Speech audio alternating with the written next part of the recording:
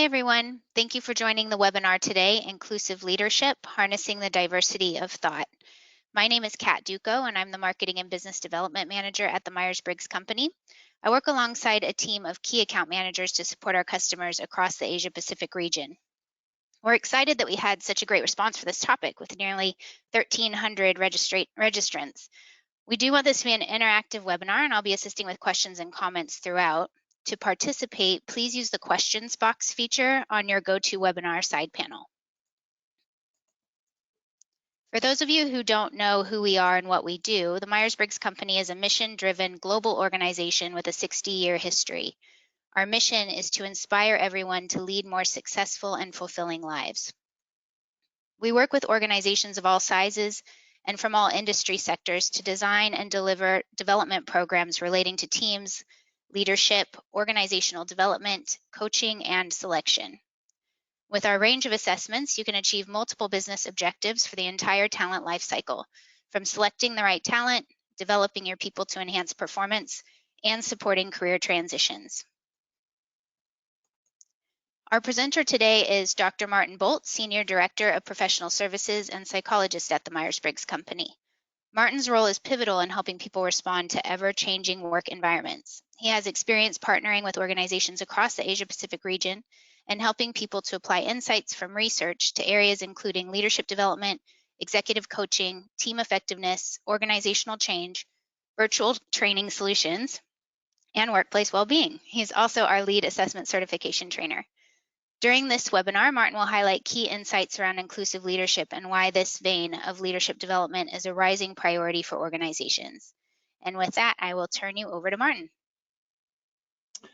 Thank you, Kat. And indeed, welcome everyone who's joined our session today. As Kat said, it's obviously a topic of great interest and great that we've got so many people interested in the topic. And I'm hoping today that everyone gets something useful to take away immediately from the session, but also we've got some further thoughts of things you might want to tap into after our time today.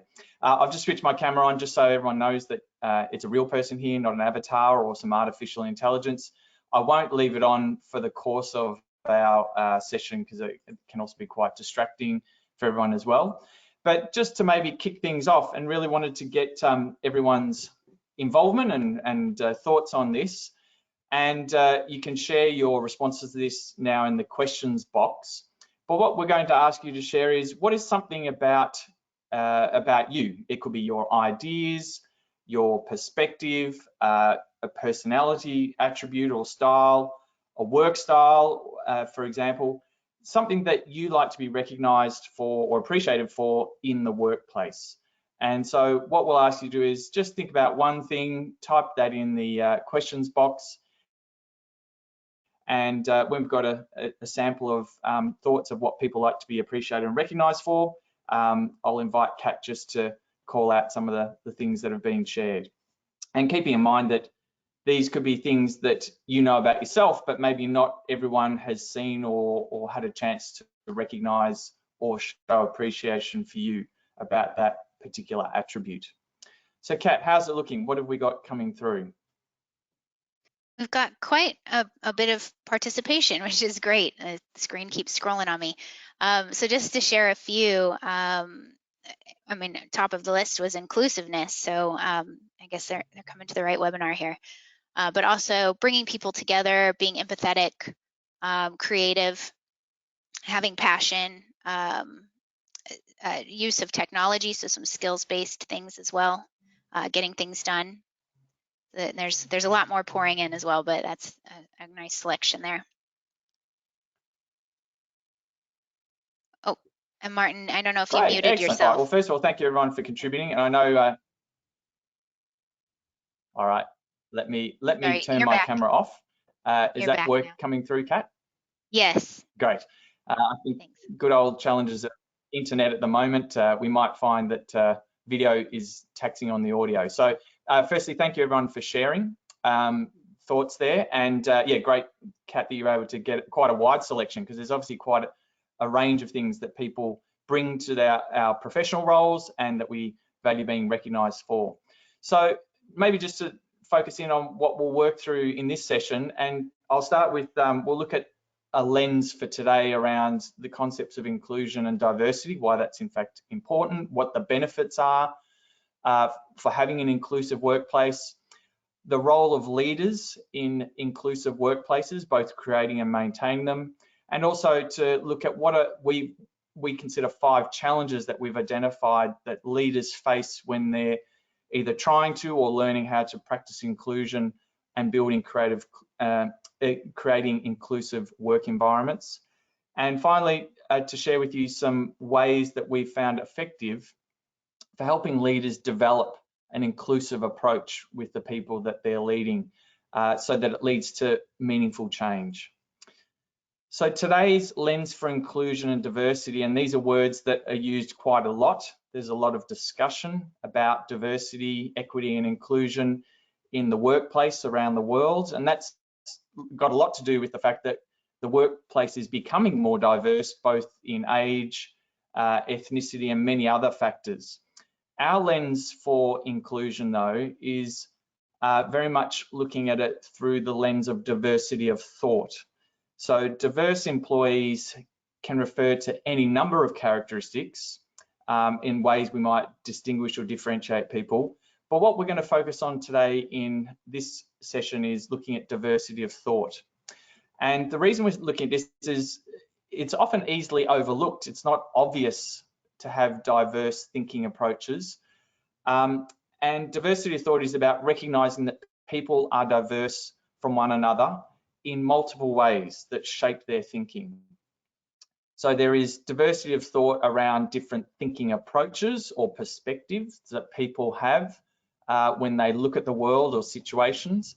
There's diversity around the experiences and background that people have, that's part of their history that shapes what they do and how they operate. There's diversity of work styles with respect to communication preferences, decision-making, and even how people prefer to lead or be led. There's differences in personality styles and types. And of course, values will also shape diversity of thought as well. Now, these are the sorts of things that, with our image of the iceberg, they're not easily seen. And many of these elements of diverse ways of thinking sit below the waterline, but they certainly have a role in influencing how people behave. And maybe just for everyone to reflect privately for a moment, how much and how often are you asked to share your perspectives and feel you are valued for individual and unique contributions you make around your ideas or the things that you find motivating or your preferred ways of working, or indeed being consulted based on the different personality preferences that you bring and the strengths that come with that. So a moment ago when I was asking everyone to share what is something about your ideas or personality type or work style that you like to be appreciated and recognized for, these are things that we're aware of, but it's not always obvious to others that we might be value being appreciated for those different aspects of who we are. And we know that people of different personality types, both from our research and experience of using different personality models and assessments, want to be recognized for different things, not only for the work tasks they might accomplish, but for what they bring to the table, what they bring as a person to their work roles. And for those who might have some familiarity with the model of personality, one that we use quite a lot is the Myers-Briggs type indicator personality framework. And different personality types or preferences value different things when they're being recognized or involved. So people on the MBTI who report with preferences for intuition and thinking will often describe that they like building systems and executing projects in logical and effective ways. And so they often want to be recognized for their competence in doing that. People with a different set of preferences, sensing and thinking, will often report that they value bringing a bottom line or return on investment approach to working on things. And they like to be appreciated for keeping things grounded and data driven. People with the preferences for sensing and feeling will often report that they like to find practical ways of helping people, be it customers or people that they work with, and they want to be valued for the practical support that they bring to others. And finally, people with preferences for intuition and feeling love working with organisations that align closely with their personal values, and they will often value being recognised for staying true to those values in the workplace. Now you can see out of those 4 examples there is no better or worse or right way to be appreciated or recognised or included, but there are clearly different needs that aren't always obvious just from how someone approaches their work. So what is inclusion?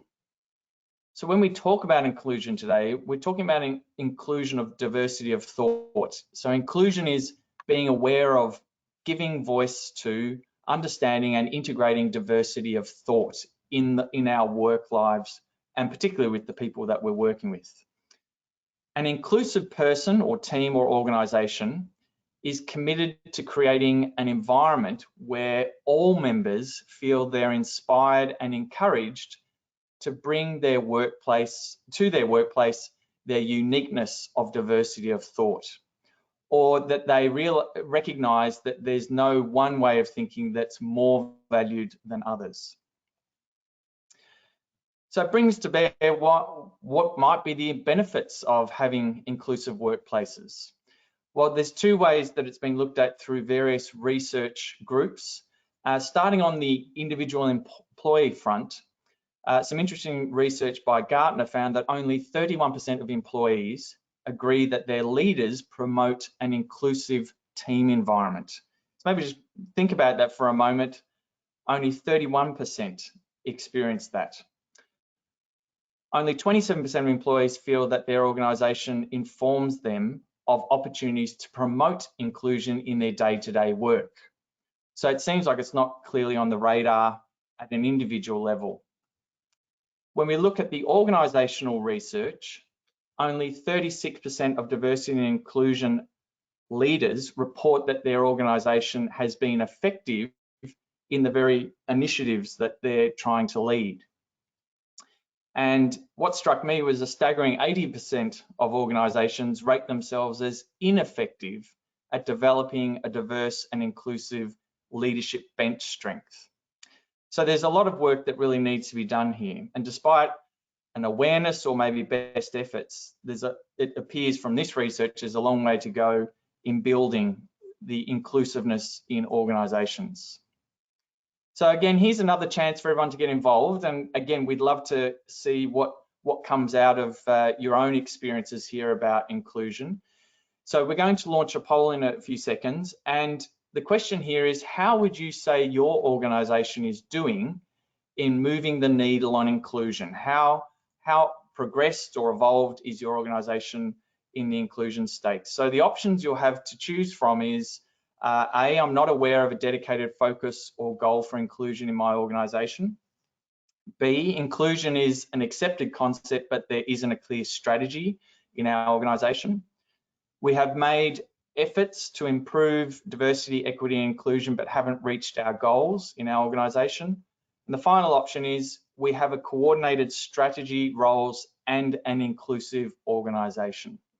So I might invite Kat, if you wanted to launch that poll, and we'll give everyone a few minutes, or a few moments, I should say, just to get their responses in. And appreciate there's only sort of 4 levels of response here. So you might find that your particular experience in the organisation sits between some of these options, but let's see what's coming through from your own experience. So Kat, when you think we've got some answers in, it'd be great to see what's come up. Sure. So I'll go ahead and close it out. We have the majority have come through and voted. And I'll just go ahead and share the results here. So it looks like most of us are lying in the middle too. So it might be an accepted concept, but perhaps not a formal strategy in place. Or they're making efforts to improve diversity, equity, and inclusion, but haven't yet reached their goals. Excellent. But so again, thanks again, everyone, for participating and sharing. And in some ways, it's reassuring that there's not many responding to the first option. I am not aware of a dedicated focus on inclusion. So it sounds like most organisations have got some awareness of it. But it also struck me there that what we saw in your responses is sort of option D, we have a coordinated strategy and roles for inclusion. That still is not clearly in the majority of organisations. So developing inclusive workplaces is key to meeting the increasingly diverse needs of customers and stakeholders and employees. Indeed, in a world where many organisations are reaching customer markets that sit way beyond their local positions, and for those who are doing more online delivery of their services and products, that's going to increase the diversity even further. Also, unlocking the business benefits of a diverse workforce, how businesses can benefit and thrive by including diversity of thought, and realizing the people benefits of inclusive workplace cultures where individual and collective diversity of employees can thrive, and also how that might attract people you would like or want working with you or in your organization because of the reputation you have for being inclusive. But when we look at what are some of the business outcomes of more inclusive organizations, we sampled a number of research studies that looked at inclusive workplaces. And here is an example of some of the highlights. So first of all, from the Chief Executive for Corporate Purpose Research, they found that inclusive workplaces or organizations were 70% higher in their growth and likely to capture new markets. McKinsey found that inclusive workplaces reported 36% better profitability than less inclusive workplaces. Cloverpop identified that decisions were better in organizations that were more inclusive, and the Boston Consulting Group also highlighted the benefits for innovation, that with more diversity and inclusion in an organization, innovation increases compared to industry peers. So what are the people outcomes when people feel included at work? Because we've just looked at the business benefits, but of course business is made up of people. And employees who work for inclusive teams and organizations report feeling that they're treated respectfully and fairly.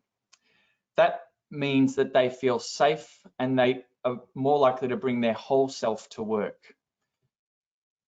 They also leads people to feeling like they belong and they're committed because their contribution is accepted and valued. And people working in inclusive workplaces report that they feel a greater sense of purpose in their work because what they're doing is going beyond completing a task. It also means that what they're doing is connected to a higher purpose and meaning for them. And we do know and have seen throughout recent times with the COVID pandemic that having a clear purpose in a work role has helped people weather some of the challenges or frustrations or the disruption that's come with working in a COVID environment. And also, people who working in inclusive work environments will often feel quite confident and inspired to contribute and share their perspectives.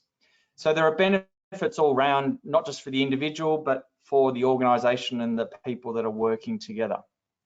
And there's no surprise, this is how people feel when they work in inclusive workplaces. And maybe to tap into some recent research that myself and colleagues have been working on for the last 5 years. And this is where our research looking at trying to discover what are the things that have an impact on people's sense of well-being in the workplace.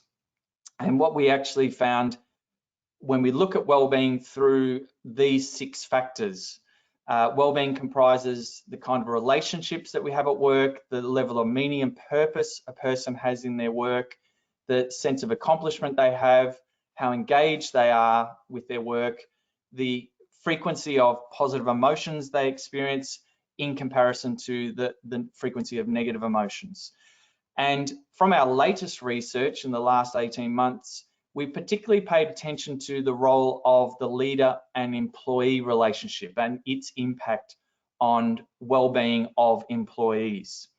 And what we found is that when the leader and employee relationship is gauged as negative, there is lower employee work satisfaction, and also it impacts on the employee's well-being.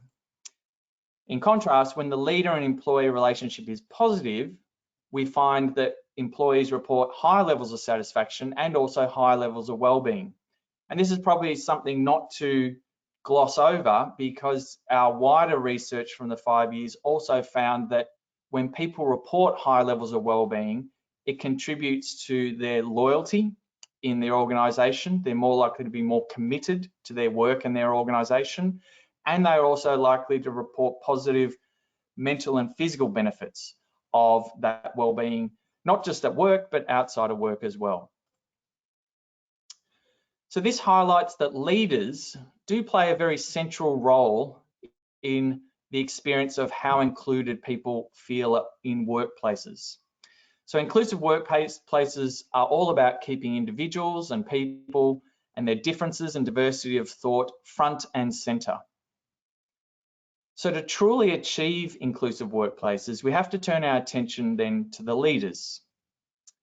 And again, from our research and work with organisations trying to foster inclusivity, when it comes to inclusion initiatives, we found that companies cannot just simply launch programs and expect results, that it's going to automatically lead to inclusive behaviour or outcomes. A strong focus on implementation is needed, just like any other business priority. In fact, for many client organisations, I often say if you set up a new computer system that you wanted everyone to be using in your business, but simply said, there it is, and left it for people to work out, what's the likelihood that not only would people start using it, but know how to use it in effective ways? It's no difference with inclusion initiatives. They require the same level of care and attention and commitment as any other initiative. And specifically, the success of each of these initiatives requires commitment from leaders in the organisation. And as Boston Consulting Group found, that leaders must build a clear case for change in determining a company's current performance in terms of diversity and communicating the ways that a more diverse workforce and leadership team will lead to better performance. And leaders, not vision or mission statements, are the things that create inclusive environments. So even when top level leaders espouse a commitment to inclusion, Boston Consulting Group found that managers and frontline leaders are actually the ones that have the most direct impact or influence on day-to-day experience of inclusion by employees. So it's these frontline managers, not just the senior ones, that are the most immediate role models for employees about what it means to be inclusive. And leaders at all levels can make or break commitments to inclusion that an organisation might be trying to foster. So let's think about the impact of the direct managers, the people that spend the most time with employees, leading and guiding them. So employees working under a less than committed direct manager, that is less than committed to inclusion, feel less likely to be welcomed and feel included at work. And so we touched on what some of the impacts of that might mean if people don't feel included at work. Employees whose direct managers aren't committed to diversity and inclusion are 2 times as likely to feel excluded at work. And of course, the flow-on effects of people feeling excluded is quite significant when you look at contributions and discretionary effort. And another interesting piece from the Boston Consulting Group's research is employees are 3 times more likely to seek employment elsewhere than employees of companies that have consistent leadership engagement. And that, I guess, for me is also quite telling, as there's a growing awareness and now even more signs that at different parts in the world, as the businesses start to re-emerge from full remote working and coming out of the crisis phase of the pandemic, that there is a real risk of people leaving organisations or resigning from organisations because of new insights they've got during that time through the initial stages of the pandemic. So commitment might be particularly waning in organisations where there is low levels of inclusion experienced by employees. So inclusive leadership is a critical capability for all leaders. And most leaders that we speak to realise this or recognise that.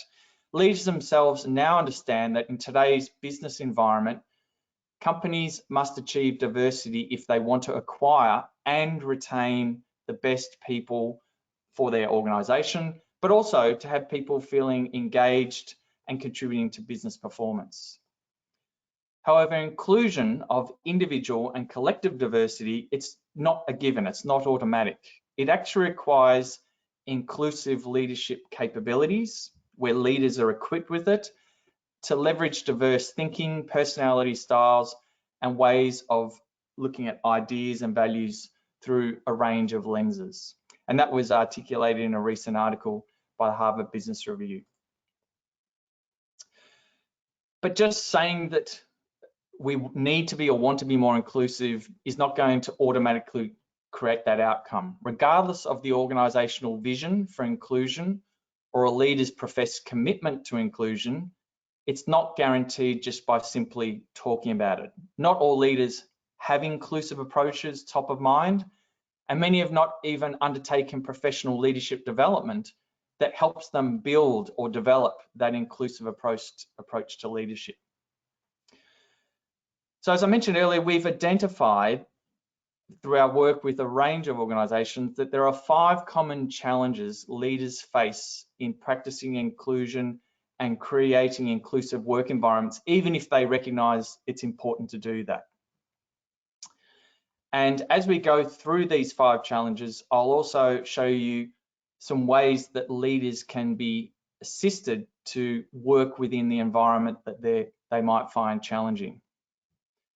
So we know inclusion matters, we know leaders are key, and we also have a sense that it isn't automatically developed, inclusive leadership. It isn't a given that all leaders are inclusive leaders, even when they want to be. So why is that? Well, here's one of the first challenges: our predispositions and our blind spots, aka our susceptibilities that every leader and every person has that might get in the road of demonstrating inclusion in the workplace. So leaders have a series of implicit associations and biases formed from their experiences, the environment that they currently operate in, and also linked to their underlying personality traits and preferences. These lead to favouring sameness or favouring ease of getting things done. And that comes through in decisions that leaders make about who they select or how they lead or guide project teams, the kind of team protocols or norms, and the accepted ways leaders allow for work to get done.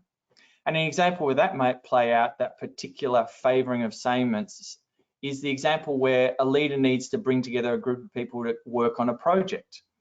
And picking a project or a project leader who is like the leader themselves or communicates in a way that the leader likes, just because it might feel like it's going to be faster or easier, is an example where these implicit biases can actually lead to a negative outcome or the outcome that wasn't expected. So these biases can be conscious. We can build an awareness of our underlying biases, but for the most part, they're often unconscious. And they inadvertently lead to the exclusion of others. Even when leaders are not intending that, it can be just an outcome that flows from it. The other challenge we've identified is the diversity of thought challenge, and that is diversity of thought is complex. As I mentioned earlier, it's not made up of one thing. There is diversity of perspective and work style and personality style. So it's difficult for leaders to know these differences as represented by those on their teams. In fact, a lot of it is guesswork unless a leader takes time to learn about the people they're leading. And what we've actually seen is building a greater awareness of the leader's personality needs and preferences and those that they lead can help leaders build that awareness of diversity of thought.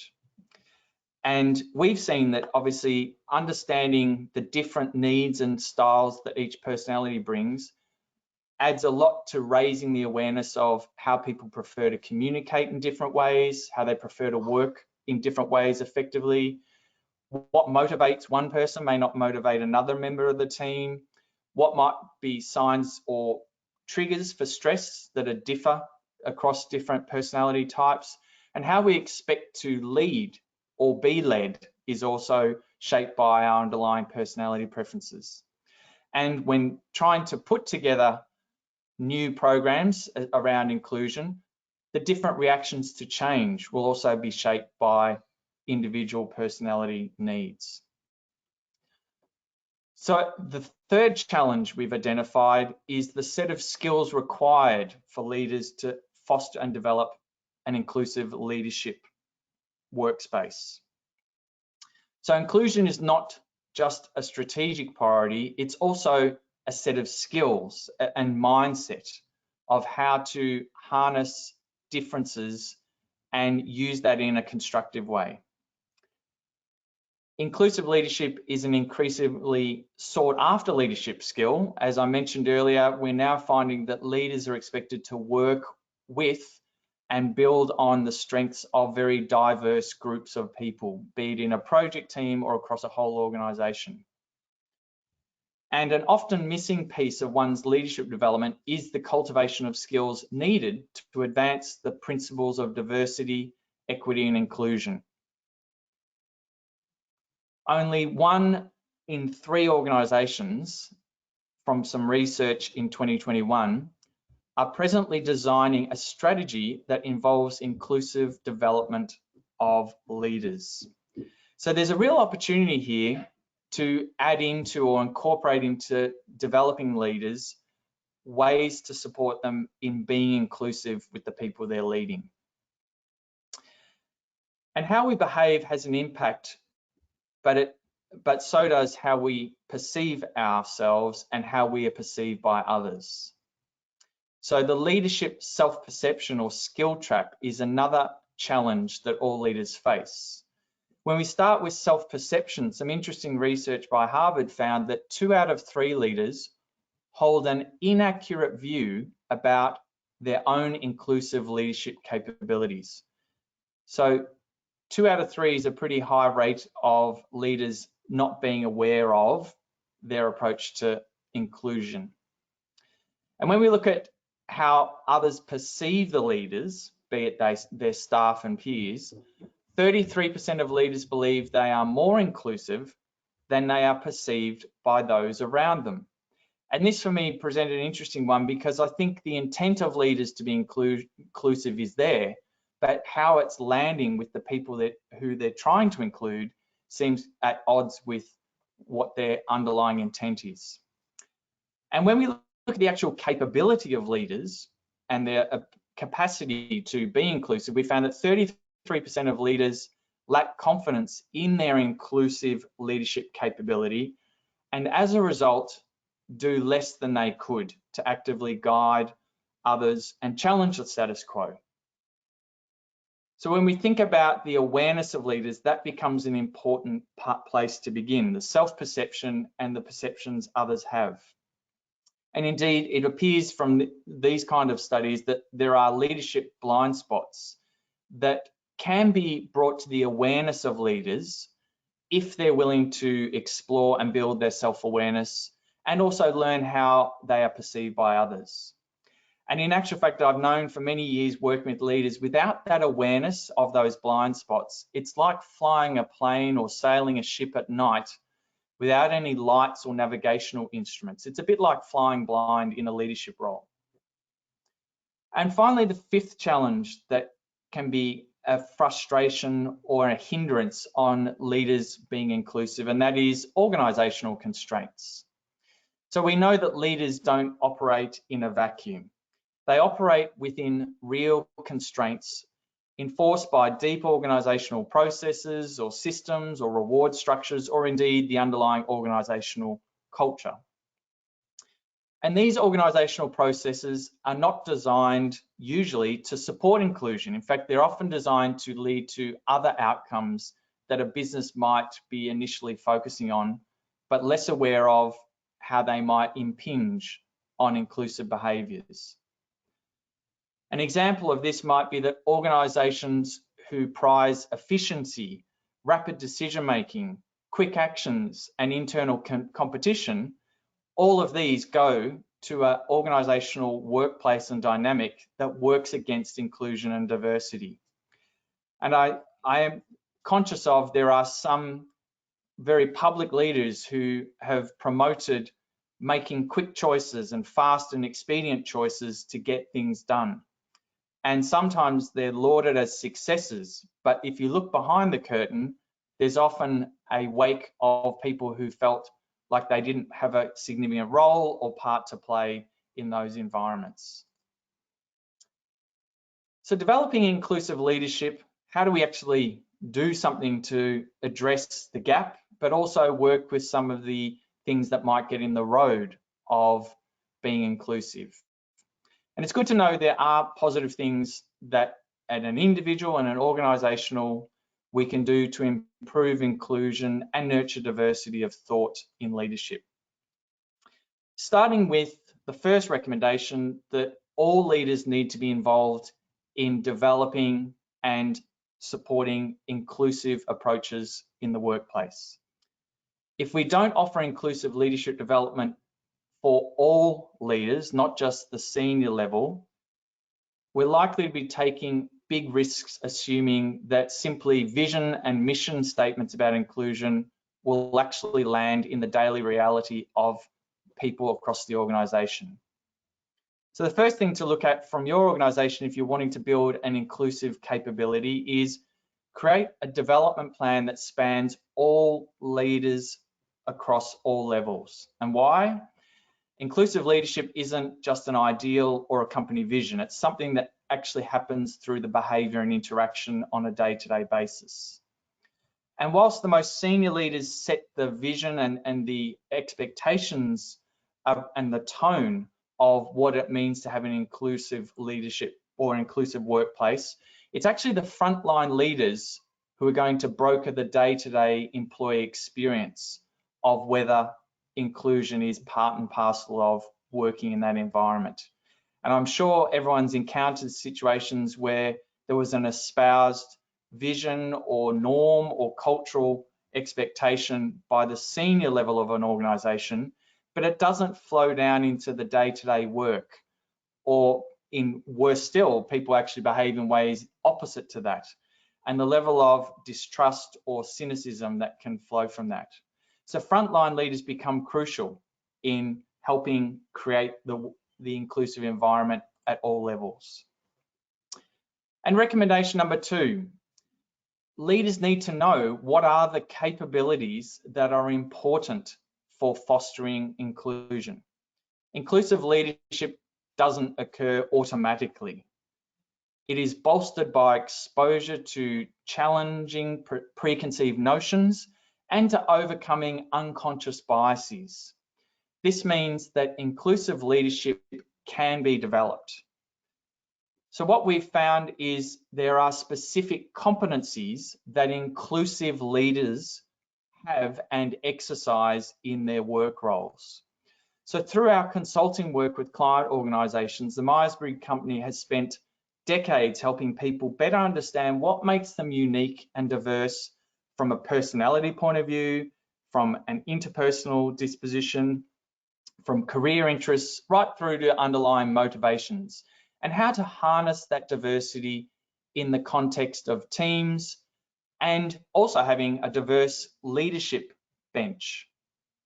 And we've discovered that no matter how diverse a team or a leadership bench is, inclusive teams and organisations all need to do some work to further foster inclusiveness in the workplace. So what are some of the competencies that are important for this? You can see on screen from our work and research, we've identified 8 core competencies that leaders need to be not only aware of, but to exercise in their leadership. And in brief summary, it starts with humility, moving to curiosity, and then on to openness of difference, finding ways where they can constructively leverage difference, exercising empathy and perspective taking, having courage to seek out alternate ways of looking at situations or challenging the status quo, being flexible and adapting beliefs and behaviours, and also self-awareness, being aware of what they know out of these competencies they can comfortably exercise and which ones come with more stretch. So how do we actually develop these? Well, our third recommendation is start with looking at what each of your leaders is capable and comfortable developing and exercising in inclusive leadership. And this is not a one-size-fits-all approach. There is not one set of skills that works or is necessary or equally developed in leaders. We do know that leaders engage in development when they are in the driver's seat of their development. And the starting point for that is to allow for self-evaluation that can help leaders pick their starting point. So leaders want to know and leverage their strengths and what they already do well. Leaders also want to be informed of ways to identify their personal challenges and what they might be inadvertently overlooking or what they might do too much of. So we found that leveraging proven assessments, because they reveal aspects that are objective for each leader, we may not know through self-evaluation only. So including how we come across to others is of equal importance in helping leaders build these competencies. So we've been in the business of developing self-awareness and helping people develop self-awareness, particularly leaders, for many decades now. But the latest method and tool that we put together is a personalized inclusive leadership development program, which leverages and starts with the diagnostic tool for evaluating one's inclusive leadership quotient. And here you can see a sample of some of the question items linking to leadership behaviours that leaders are invited to evaluate themselves on to build that awareness. And these are the behaviours and approaches that translate into inclusive leadership. So each leader undertaking this kind of development starts with their own assessment. What's a strength or a stretch for them? And as they build awareness of what their strengths and stretches are, it helps them map those back to the 8 competencies that I was mentioning earlier. So this is the start of our inclusive leadership development program, really bringing that self-awareness front of mind. And the same assessment method can be used after the leadership development program to see what progress has been made. So individualized starting points help promote meaningful change. Simply assuming leaders are all at the same level or capability around inclusion can be quite misleading and also lead to development that either completely misses the mark or worse still disengages leaders from that development. So developing inclusive leadership means aligning the development activities and methods with each leader's set of strengths and their development stretches. So one leader might have strengths in the competencies of courage and curiosity, but they've also identified they have to further work on or develop their flexibility and empathy. Yet another leader might have identified that empathy and courage are their underlying strengths, but they need to develop in the areas of self-awareness and leveraging differences. And yet another example might be a leader who's very comfortable and confident exercising humility and openness, but needs to do some further work on empathy and curiosity. So we found that giving that flexibility for leaders to pinpoint their strengths and stretches is one of the most important ways of them developing their inclusive leadership. So just to bring it to a bit of a summary, and then I'm sure we'll have some time for some Q&A and some extra pieces of information that Kat can share with you beyond our session today. But what we really looked at in our time together is inclusive workplaces give businesses and people beneficial outcomes. The leader and employee relationship is critical. How employees experience their leader is a key part of it. And leaders are central to building inclusivity with individuals and teams. It doesn't happen just in a spontaneous way. Inclusive leadership skills are not automatic. They take conscious thought, awareness, and also practice to develop.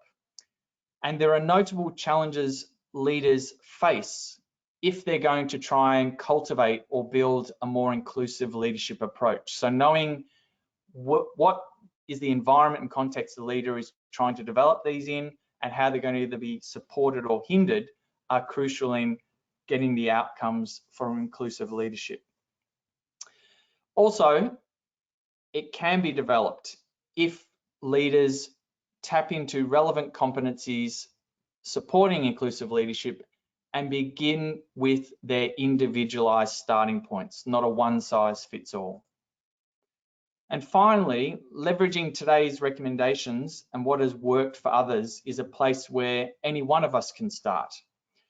So please reach out to partners for support. And we often find that as part of our leadership programs in particular, having the leaders who are participating pair up or work in peer support groups is another useful way of leveraging difference and diversity in their learning with each other that they can then take back to their work with their teams or in the organisation.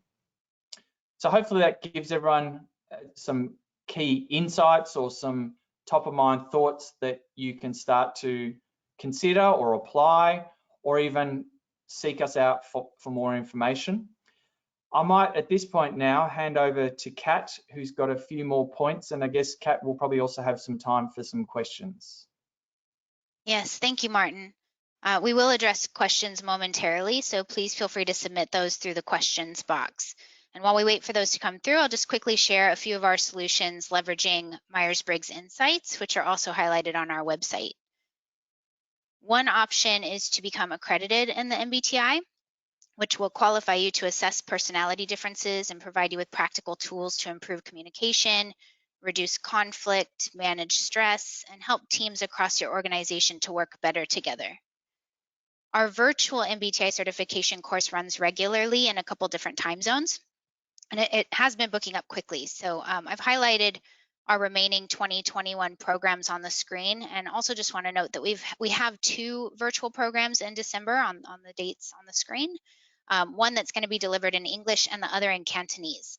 But for any of our programs, please feel free to reach out to our team with questions, or you can visit our website to enroll.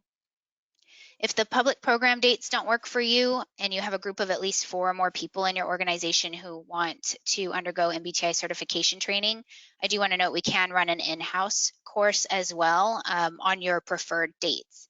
So just contact us for help with that. Another option is to explore our virtual workshops that are facilitated by our expert consultants. It's a great way to bring MBTI insights to your leaders and teams with focused applications that can lead to lasting behavioral change. So as highlighted in this webinar, one of our virtual courses is the Inclusive Leadership Workshop, which encompasses 3 modules that can be delivered in one day or in bite-sized chunks across multiple days. During the workshops, leaders will learn the behaviors and skills needed to drive a culture of inclusion and enhance performance. Your leaders will gain an understanding about diversity of thought and work through the core competency model for practicing inclusion, which Martin shared earlier in the webinar, in order to build self-awareness and to leverage diversity in their teams. We also have short, focused virtual team development workshops that can keep your employees engaged through personality insights and practical application. During these workshops, each participant receives group feedback from our expert consultants so that they can find out their Myers-Briggs personality type and understand and appreciate differences in others. There are additional team workshop modules as well for enhancing communication, managing change, and building resilience, which are all essential skills at the moment. I do want to add that with both the Inclusive Leadership Workshop and the MBTI Essentials series, although we highlight them as virtual workshops, we can deliver these in person as well, of course, as government restrictions allow. And finally, we do understand that each team, whether it's a leadership team or a team of individual contributors, is made up of a diverse group of individuals, and therefore the strengths and challenges of each team can be unique. So if you need support with tackling the specific needs of your teams, we can discuss options for customized development programs. And for that, just contact us if you'd like to schedule a free consultation with Martin or another one of our expert consultants. Okay, so now we'll turn to questions, and there have been a lot of questions that have come through. With the time remaining, I think we can at least get through a few of them. The first one that's been it's come through a few times from several of you is one I'll take the lead on, Martin. But the question is, will we get the slides from today? And so I just want to let everybody know we will be following up with all the attendees to provide the recording and notes from today's webinar, along with a report on the inclusion delusion, which shares research on the importance of inclusive leadership and why leaders aren't as inclusive as they think they are. So please keep an eye out for that email. That should arrive in your inbox in the next couple of business days. And another question that's come through, I'll pass it to you, Martin, is how can you get senior leaders on board with the importance of inclusivity to the business? Very good question, in as much that that's where I think any work on inclusive leadership needs to start, at the very senior leader end. So I think that the first thing is, within an organization, depending on its size, there'll be what I would call canaries in the cage warning signs. So when we start to see people leaving the organization that you'd otherwise want to retain, when we see people not contributing to their full capacity within a project or a team meeting, or when we have, say, other metrics from employee staff surveys that directly ask about inclusion, these are the kind of things that become important to highlight or point out to senior leaders, that there's something going on that's directly impacting on the level of inclusion and could in fact be resulting in exclusion. So we found that it needs to be a combination of metrics, if there are formal measures of it as by way of survey, but it does also need to be lined up with qualitative information and experiences that people either share or observe about behaviour that doesn't support inclusion.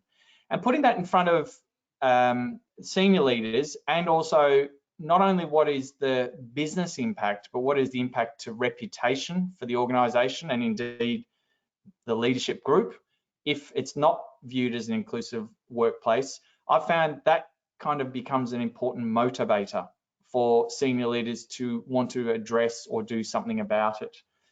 I think the good news is the majority of senior leaders want to establish an inclusive leadership culture or an inclusive workplace.